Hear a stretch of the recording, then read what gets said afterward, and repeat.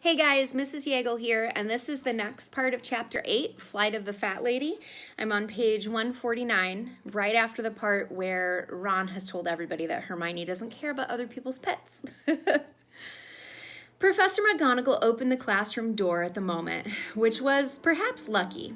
Hermione and Ron were looking daggers at each other, and when they got into class, they seated themselves on either side of Harry and didn't talk to each other for the whole class. Harry still hadn't decided what he was going to say to Professor McGonagall when the bell rang at the end of the lesson, but it was she who brought up the subject of Hogsmeade first. "One moment, please," she called as the class made to leave. "As you're all in my house, you should hand Hogsmeade permission forms to me before Halloween. No form, no visiting the village, so don't forget." Neville put up his hand. "Please, Professor, I think I've lost." "Your grandmother sent yours to me directly, Longbottom," said Professor McGonagall. "She seemed to think it was safer. Well, that's all. You may leave." "Ask her now," Ron hissed at Harry. "Oh, but," Hermione began. "Go for it, Harry," said Ron stubbornly. Harry waited for the rest of class to disappear and then headed nervously for Professor McGonagall's desk. "Yes, Potter?" Harry took a deep breath. "Professor, my aunt and uncle forgot to sign my form," he said.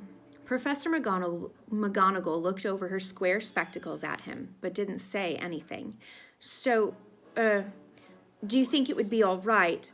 I mean, will it be okay if I go to Hogsmeade?"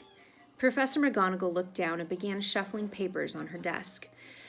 "I'm afraid not, Potter," she said. "You heard what I said. No form, no visiting the village. That's the rule. But, Professor, my aunt and uncle, you know they're muggles. They don't really understand about Hogwarts forms and stuff," Harry said, while Ron egged him on with a vigorous nod.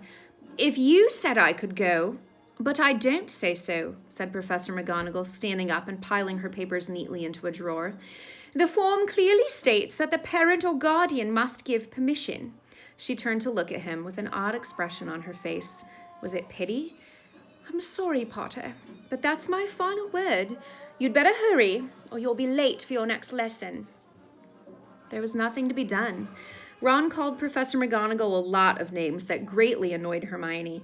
Hermione assumed an all-for-the-best expression that made Ron even angrier, and Harry had to endure everyone in the class talking loudly and happily about what they were going to do first, once they got into Hogsmeade.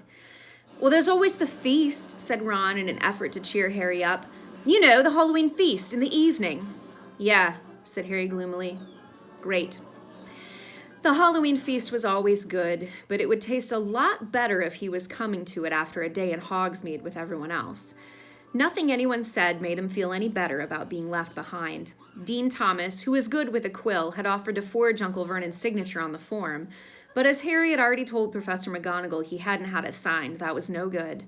Ron half-heartedly suggested the invisibility cloak, but Hermione stamped on that one, reminding Ron what Dumbledore had told them about the Dementors being able to see through them.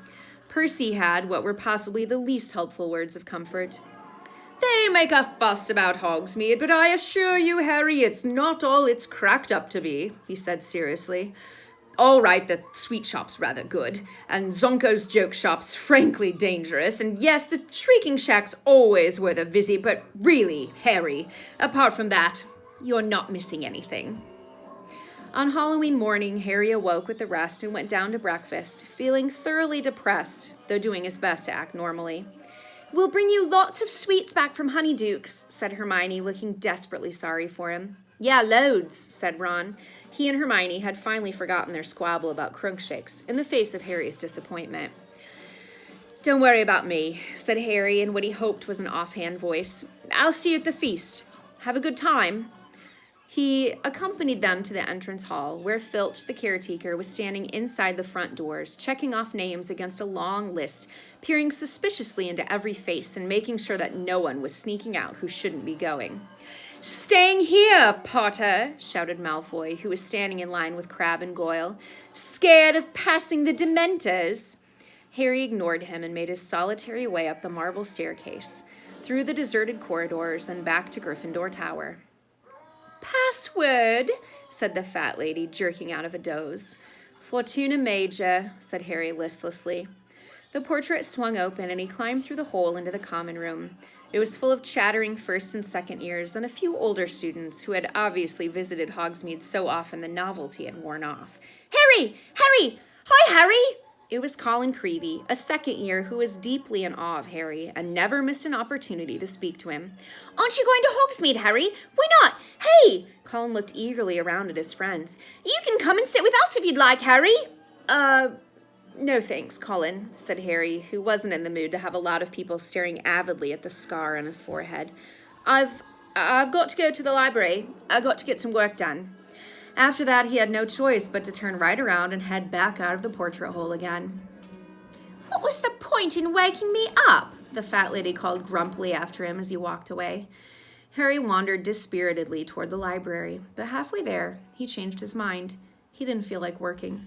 He turned around and came face to face with Filch, who had obviously just seen off the last of the Hogsmeade visitors. What are you doing? Filch snarled suspiciously.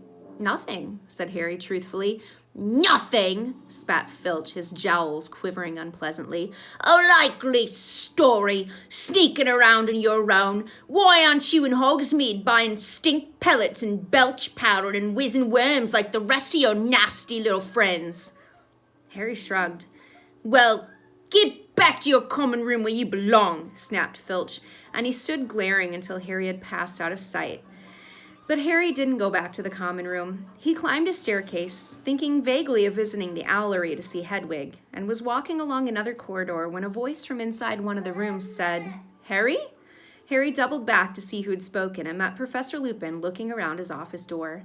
What are you doing? Said Lupin, though in a very different voice from Filch.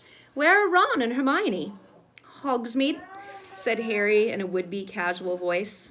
Ah, said Lupin. He considered Harry for a moment. Why don't you come in? I've just taken delivery of a Grindylow for our next lesson.